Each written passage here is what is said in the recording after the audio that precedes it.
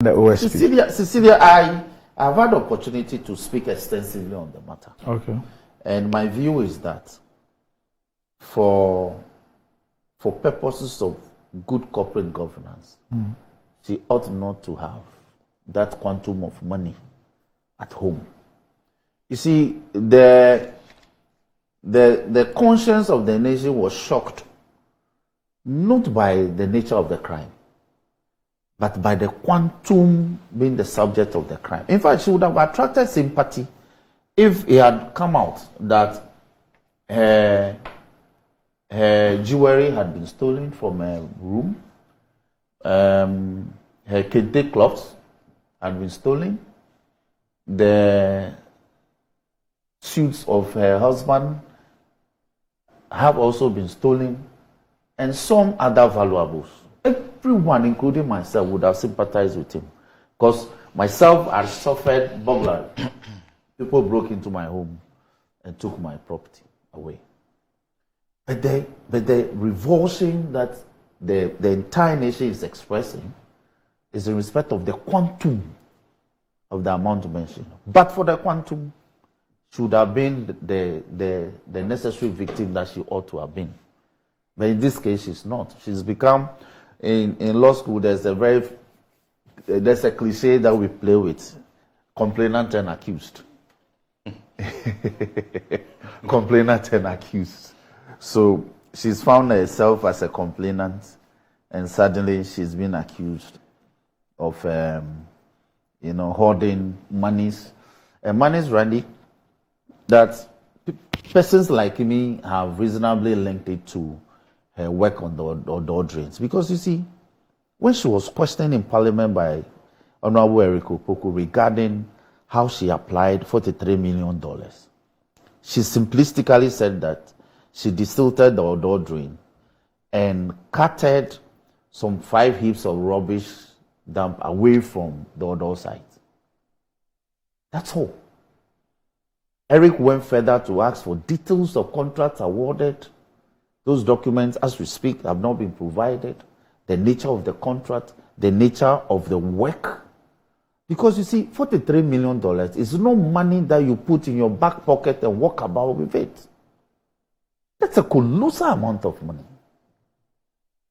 So, we're all politicians. We're all senior public servants. But I'm worried.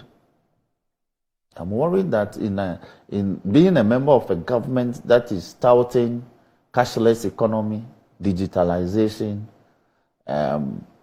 prosecuting people for dealing in foreign currencies at Cycle and at Nima Mamobi Gota, for a senior member of the government to have this amount of foreign currency in a home, and much more, so much so that this amount was stolen, $1 million. I'm not saying it. She said 300,000 euros. As for the amount of Ghana cedis, you are careful not to state it because it may exacerbate the matter further. It's worrisome. And so, if special prosecutor is delving into the matter, it falls squarely within their mandate. Corruption-related matters. They can always delve into it. So, we want to see. We will expect some outcome, and then we can deal with the rest.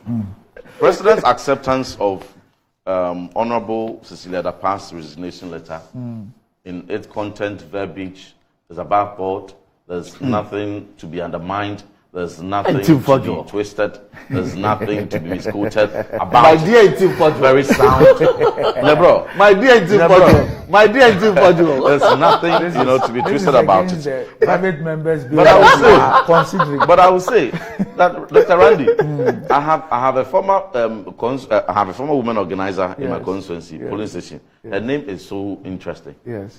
Amma Nyasamshe. Yes. Amma Nyasamshe. Yes. Get a matter and see. Yes. Oh, there's a famous. That's the name of Ghana. In fact, that is Ghana's property. In fact, there's a famous Republic of Nyasemshe. There's a famous criminal law case reported. Okay. The Republic versus Nyasemshe. Very popular case. Yeah. So no, it's when such matters happen. Yes.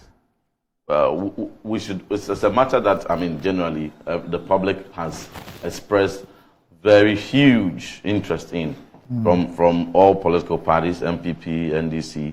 The general public are very much concerned about this issue, and so the minister has resigned, and she did not hesitate to resign when the matter came to public notice, and the president did not hesitate to accept the resignation, and more even importantly, subsequent to the resignation, appropriate institutions and procedures have been commenced to investigate the matter, as have been alleged. And so, Office of the Special Prosecutor has taken that up yesterday. They issued a statement indicating the steps they have taken to investigate what they have called suspected corruption and corruption-related offenses regarding large amounts of money and other valuable items reportedly stolen from the residence of the former minister. But in all this, we also must not forget so quickly the positive contributions that in over 33 decades of the public life of the Honorable Cecilia Dapaah, she had impacted, which Ghanaians are grateful for, and which posterity will also look kindly upon. So much as the matter is in the hands of institutions which are appropriately clothed with authority, the gravitas and resources to arrive at credible conclusion, we can only await what they find out and then what they say going forward. And it's a cue for every public office holder that we are in very sensitive times, and that our conduct are one that every eye is looking upon, and therefore we ought to always watch and pray. And as His Excellency the Nana Dankwa Akufo-Addo had said time and time again, his intent of taking office or serving the good people of Ghana in the high office of president is not to amass wealth, is to serve the good people and leave legacies that are sustainable. And so anyone that is seeking to support him by serving in the ministerial appointment or any appointment for that matter must also be guided by the philosophy, ideology, posture, commitment, and what the venerable man has demonstrated in all his public life as a man that cannot have any record of corruption whatsoever against him, a man that has selflessly served in any capacity that was given to him and in his current position as president. All of us who are privileged to be serving under His Excellency the Nana Dankwa Akufo-Addo ought to be guided by same. But that is not to pass any premature judgment on the Honorable Cecilia Dapaah. And we only wait. These are matters of allegations. We only wait to get to the bottom of it.